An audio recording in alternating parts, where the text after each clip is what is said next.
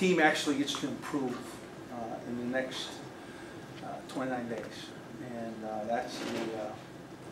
that's the call to action, if you will. And this is that day that the new class and the old class reports, and we get to practice. So we would expect that everybody would be here but Trey Valentine, who's going through and working through some of the issues with the clearinghouse, and Jay Mills. Again, I don't know what's going on there, so I'll just go forward. But looking forward to the practice schedule, looking forward to improving. I know that the communication's been regular. I can tell you that not us in the clearinghouse, us in the high school. And I think the reality is it's the high school and the clearinghouse have to communicate. So I think they're doing that. I think they're trying. So I don't, sometimes there's easy answers and sometimes there's not. And hopefully this will be an easy answer. I really don't know. I have not tried to, nor do I intend to pressure the process in any way. Just want to. Dylan Mills, as does everybody in this room, has a responsibility to handle his business, and this is his business. Honestly, there are a number, and they're important to our team.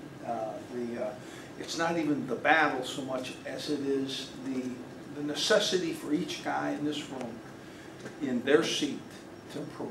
And what will end up happening is there will be competition, and we will see this competition as a necessity of having a great year. And it'll be interesting. I think you'll find that certain guys will have great starts, and other guys will have great starts and great finishes. And so it's going to be fun to watch. We have a couple of drills early on in the acclimatization practices that are evaluation entirely, and so we're going to have some fun and kind of see how the guys perform. So they're all interesting, to be honest. I never have, never will. We'll have to see how how each day, how they proceed, how things go.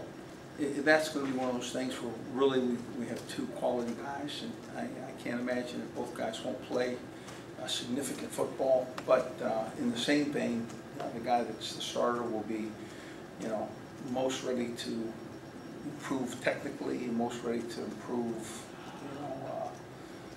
kind of competition here is when you struggle and you raise your level of play. And we're going to play against a very good defense in these 2 days, and so there will be competition, and we'll have to see who raises their level of play. What we're going to do in the back end of practice is we're going to call, what is an emphasis period, and the emphasis period is going to be viewed. We're not going to have contact. We're not going to have tackle football, but we are going to have competition, and the emphasis period is going to be viewed as close to game-like conditions as possible, and do it routinely throughout every practice. And so that will, kind of give those young guys that are getting snaps in game-like situations starting in the first practice, even though it's not with the pressure of contact, an opportunity to continue to improve and do so with a watchful eye. Really, we're going to divide the practices, and we've done that specifically for snaps and teaching. So in other words, there'll be approximately a 2 deep in the morning practice, offense and defense, and approximately a 2 deep in the afternoon practice, offense and defense. And we'll take some of the best seconds, guys that are going to play significant football, and start them in the afternoon practice. And the starters in the morning practice certainly are the starters, with maybe an occasional freshman that would stay back to see the instruction and to get that style of instruction.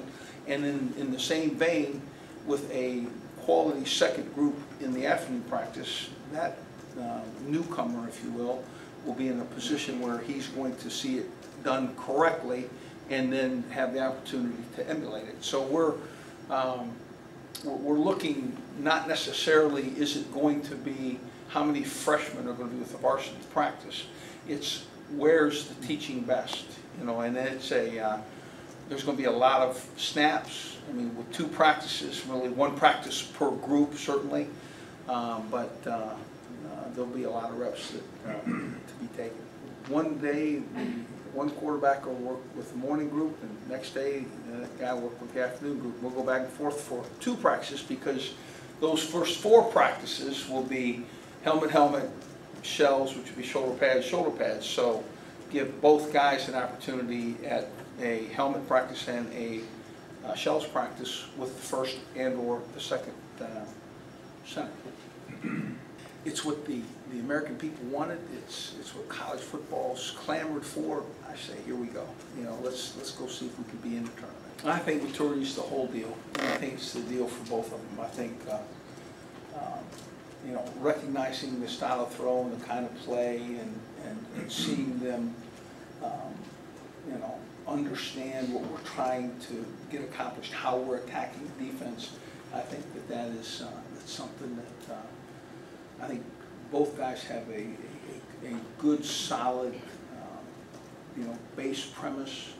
But it's going to be, you know, it's going to be that time in the game where, you know, you have the opportunity to extend the play and make a play, and their self-interpretation at some point in time will be, in my opinion, the criteria by which you pick the starter.